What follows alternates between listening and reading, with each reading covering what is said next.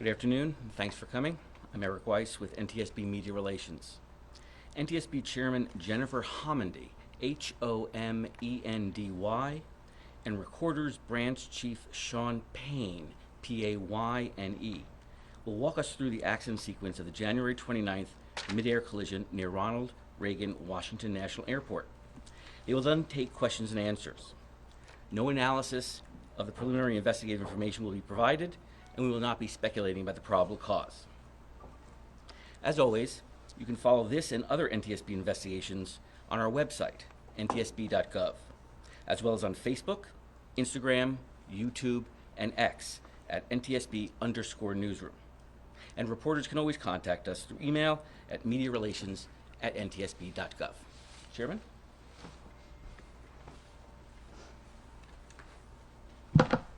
Good afternoon, and thank you for joining us. The on-scene portion of our investigation into the January 29th mid-air collision near Reagan National Airport has wrapped up. We have the perishable evidence we need, so we want to provide an investigative update and talk about next steps. Let's begin with some information on the Black Hawk's route and then proceed through the accident sequence. This particular flight was a check ride for the pilot flying the Black Hawk. Generally, a check ride is a practical exam that a pilot must pass to be qualified to perform specific aircrew or mission duties. The Army does 3 types of check rides: instrument, annual, and night vision goggles. This was a combined annual and night vision goggle check ride. We believe the helicopter crew was likely wearing night vision goggles throughout the flight, given the nature of the flight. Additionally, had they been removed, the crew was required to have a discussion about going unaided. Let me repeat that. Had they been removed, the crew was required to have a discussion about going unaided. There is no evidence on the cockpit voice recorder, or CVR, of such a discussion. On this chart, you'll see the routes they were generally following: Helicopter Route 1 to Helicopter Route 4. These routes are designated by the Federal Aviation Administration, or FAA, and although you see blue lines, there are no defined boundaries to these routes. You'll note on the chart that pilots are expected to maintain the maximum altitude charted when ceiling permits, unless otherwise instructed by air traffic control. The maximum altitudes along Helicopter Route 1 are 1,300 feet between Cabin John and Chain Bridge, 1,000 feet at Chain Bridge, 700 just after Chain Bridge, 300 at the Key Bridge, and 200 feet just south of Memorial Bridge. Now I'm going to read some preliminary investigative information, which is derived from a variety of electronic and other sources as of 1 p.m. today. About 8:15 p.m. Eastern Standard Time, the CRJ left 37,000 feet pressure altitude for an initial descent. At 8:30, the Black Hawk began traveling generally southbound after maneuvering near Laytonsville, Maryland. CVR audio from the Black Hawk indicated the instructor pilot was the pilot monitoring and transmitting on the radio, and the pilot was the pilot flying. At 8:33:41, the Black Hawk crew requested Helicopter Route 1 to 4 to Davison Army Airfield, which the tower controller approved. At 8:38:39, the Black Hawk reached the intersection of the DC Beltway and the Potomac River near Carteret, Maryland. After briefly turning westbound, the Black Hawk turned back to the east and began descending as it picked up Helicopter Route 1 over the Potomac River southeast toward downtown Washington, D.C. At 8:39:10, Potomac approach cleared the crew of the CRJ for the Mount Vernon Visual Runway 1 approach. At 8:40:46, the CRJ rolled out of a left turn established on the ILS localizer for runway 1 at approximately 4,000 feet pressure altitude, 170 knots, with landing gear up and flaps extended to 20 degrees. At 8:43:06, the CRJ crew made initial contact with DCA Tower. The tower controller then asked if the crew could switch to runway 33.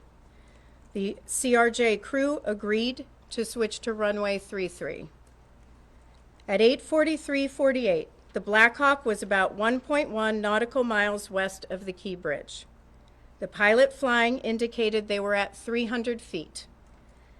The instructor pilot indicated they were at 400 feet. Neither pilot made a comment discussing an altitude discrepancy. At this time, we don't know why there was a discrepancy between the two. That's something that the investigative team is analyzing. At 8:44:27, as the Black Hawk approached the Key Bridge, the instructor pilot indicated the Black Hawk was at 300 feet, descending to 200 feet. Between 8:44:41 and 8:44:45, the CRJ crew selected 30 degrees of flaps and then 45 degrees of flaps. At 8:44:49, the CRJ landing gear were down and locked. The aircraft was fully configured for landing about 6.2 nautical miles south of the airport. At 8:45:27, the autopilot was disconnected, and the CRJ began a shallow right turn off the runway 1 localizer at a radio altitude of approximately 1,700 feet and an airspeed of 134 knots. This occurred about 5 nautical miles south of the airport. At 8:45:30, the Black Hawk passed over the Memorial Bridge. The instructor pilot told the pilot flying that they were at 300 feet and needed to descend.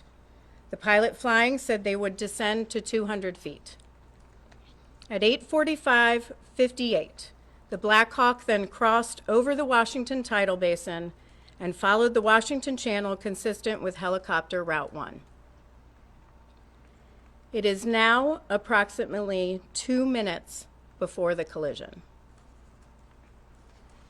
At 8:46:01, a radio transmission from the tower was audible on the CRJ CVR, informing the Black Hawk that traffic just south of the Wilson Bridge was a CRJ at 1,200 feet circling to runway 33. CVR data from the Black Hawk indicated that the portion of the transmission stating the CRJ was circling may not have been received by the Black Hawk crew. We hear the word circling in ATC communications, but we do not hear the word circling on the CVR of the Black Hawk. The recorders group is evaluating this right now. At 8:46:08, the Black Hawk crew responded. They had the traffic in sight and requested visual separation, which was approved by DCA Tower. At 8:46:29, the CRJ crew received a 1,000-foot automated call-out. At 8:46:47, DCA Tower cleared other jet traffic on runway 1 for immediate departure with no delay. At 8:47:27, or 32 seconds before impact, the Black Hawk passed the southern tip of Haines Point. A second later, the CRJ began a left roll to turn to final on runway 33. The CRJ was at a radio altitude of 516 feet and 133 knots. At 8:47:29, the CRJ crew received a 500-foot automated call-out.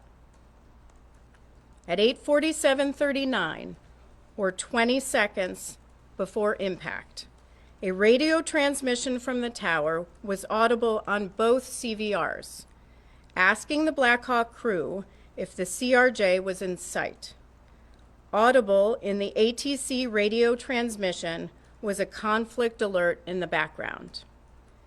At 8:47:40, the CRJ crew received an automated traffic advisory on the TCAS system stating traffic, traffic.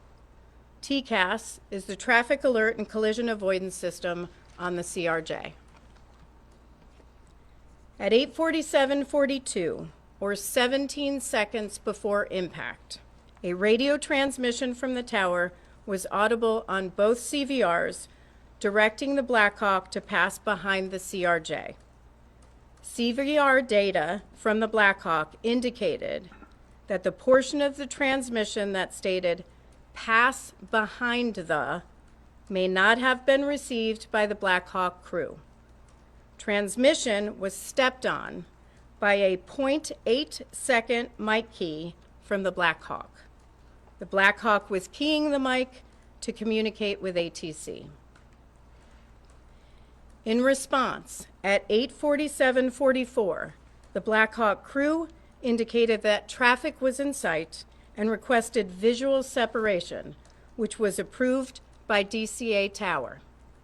The instructor pilot then told the pilot flying they believed ATC was asking for the helicopter to move left toward the east bank of the Potomac. At 8:47:52, or 7 seconds before impact, the CRJ rolled out on final for runway 33. The CRJ was at a radio altitude of 344 feet, 143 knots. At 8:47:58, or 1 second before impact, the CRJ began to increase its pitch, reaching about 9 degrees nose up at the time of collision. FDR data show the CRJ elevators were deflected near their maximum nose-up travel. The last radio altitude recorded for the CRJ was 313 feet and was recorded 2 seconds prior to the collision. The CRJ pitch at this time was again 9 degrees nose up, and roll was 11 degrees left wing down. The CRJ was descending at 448 feet per minute. The radio altitude of the Black Hawk at the time of the collision was 278 feet and had been steady for the previous 5 seconds. The Black Hawk pitch at the time of the collision was about a half degree nose up with a left roll of 1.6 degrees. Now, examination of the wreckage will assist in determination of the exact angle of the collision. Now, we're confident with the radio altitude of the Black Hawk at the time of the collision that was 278 feet.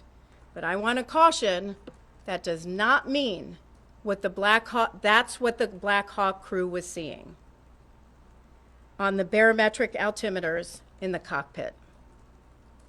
We are seeing conflicting information in the data, which is why we aren't releasing altitude for the Black Hawk's entire route. I'm going to turn it over to Sean Payne for an explanation of that. Sean is branch chief of the NTSB Vehicle Recorder Division. Thank you. I'm Sean Payne. I'm branch chief of the Vehicle Recorder Division. This is the flight recorder lab at the NTSB. I can give some insight into the challenges of understanding what altitude the Black Hawk pilots would have seen on their gauges in the cockpit. You may see pictures released of showing us in the lab rebuilding the flight recorders. That's part of our job, but a bigger part is ensuring that the data that we have downloaded is true and accurate. We call this validating the data. I'm going to define some terms for altitude in a way that most audiences can understand. I may end up reading much of this verbatim as I want to be precise in my language. The first term is radio altitude. You've heard this in our other press conference before. This is a measure of the helicopter's height above terrain, in this case, the Potomac River. It is measured by bouncing a signal from the helicopter to the river. We have determined that this parameter is valid. This is good data. This gives us confidence in knowing exactly how high the helicopter was above the ground. This parameter is not the primary means the pilots would have used to determine their height during flight. The pilots are not typically navigating using radio altitude. It is often different from what they see on their primary altimeters. The next term is barometric altitude. This is typically the altitude the pilots would use while they are flying. This was not recorded on the FDR. Barometric altitude takes into account certain atmospheric conditions. This would be displayed in front of both pilots on their instrument panel. As I said, this was not recorded. The next term is barometric pressure setting. This is an adjustment that the pilots use on their primary barometric altimeters to ensure that the altimeter is set properly. This is critical. This was not recorded by the FDR. This accounts for the local pressure at the time of the flight. Again, this was not recorded by the FDR. The next term is pressure altitude. This is more of an engineering altitude that the helicopter's systems can tap into. This altitude is calibrated using what we call a standard atmospheric pressure. We have found that this parameter is not valid. This is bad data. Normally, we can use this parameter to compute the barometric altitude displayed to the pilots. Because this data is bad, we have to use other methods to make this determination. Last, the FDR does not record GPS information, so we cannot simply verify any of this with GPS information such as GPS altitude. This does not exist in the data set. We are working to determine if this bad data for pressure altitude only affected the FDR or if it was more pervasive throughout the helicopter's other systems. We will have an answer to what altitude the pilots saw on their gauges as they were flying. To examine this, we will use a combination of methods. First, we have already started working with Sikorsky, Collins Aviation, and the Army to retrieve engineering documentation to understand how this may have affected other helicopter systems. Next, because we cannot turn to the FDR for this information, the wreckage of the helicopter needs to be examined. We need to look at the remains of the pedostatic and air data system. I must stress that these systems were badly damaged in the accident, and this will be difficult. Last, we will need to look at the altimeters themselves and determine their independent functionality. I'd like to stress that we've just completed the on-scene phase of the investigation. We need to follow our process and be meticulous. Ultimately, this work will determine the altitude displayed to the pilots and will be included in our final report. I'll pass it back to Chairman. Thanks, Ron. What I just read, we are going to publish that online, so I'm not going to take specific questions going back to certain times that I've already read. I think that can get very confusing, and so please refer to what we do post online. I do want to make a few corrections and also provide some additional information on a couple of other issues. First, the ATC group has been looking at the radio frequencies. The airplane and the helicopter were both on two different VHF frequencies, not UHF. Also, just a correction, Metropolitan Police Department recovered the Black Hawk CVR and FDR, not the FBI. I do want to provide a little bit of information on ADSB out for the Black Hawk. ADSB stands for Automatic Dependent Surveillance Broadcast. So the helicopter was equipped with and capable of transmitting ADSB out. We don't know why it wasn't transmitting. What we'll have to look at is the installation of the equipment. We'll have to look at programming. We'll have to look at whether there was some sort of equipment malfunction or if the ADSB was turned off.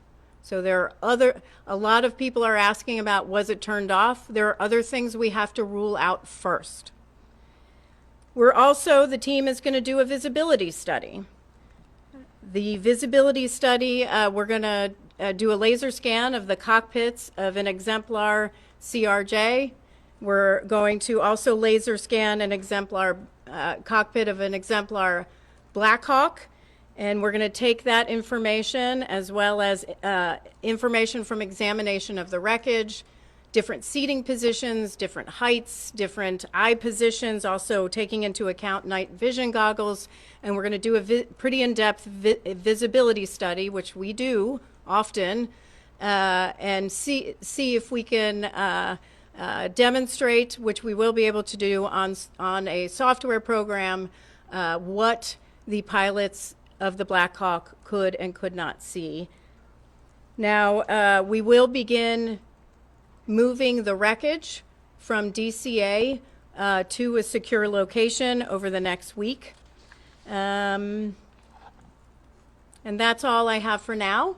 I am going to take questions. Again, I'm not going to take questions on specific times that I read through in the Black Hawk route or in the CRJ as it was moving to runway 33. But all of that will be online at ntsb.gov, and you can find that. So I will take questions as I call you. Please raise your hand, state your name and your affiliation. Tom. Madam Chair, Tom Costello with NBC News. Thank you for the update.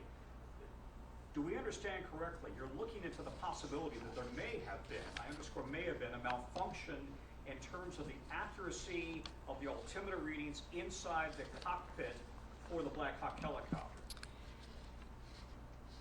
One more time. Do I understand correctly, you're looking into the possibility that there may have been bad data and therefore inaccurate readings inside the cockpit of the chopper for altitude for the pilots to read? That's correct. We are looking at the possibility of there may be bad data. We're looking at, were they seeing something different in the cockpit that differs from the FDR data, which was radio altimeter?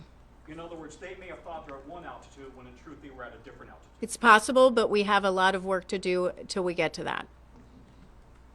Pete. Pete Mundy with CNN. How critical is the finding that the crew could have been wearing night vision goggles, and how much will that factor into your investigation? So the question is, how critical is the finding that the crew could have been wearing night vision goggles?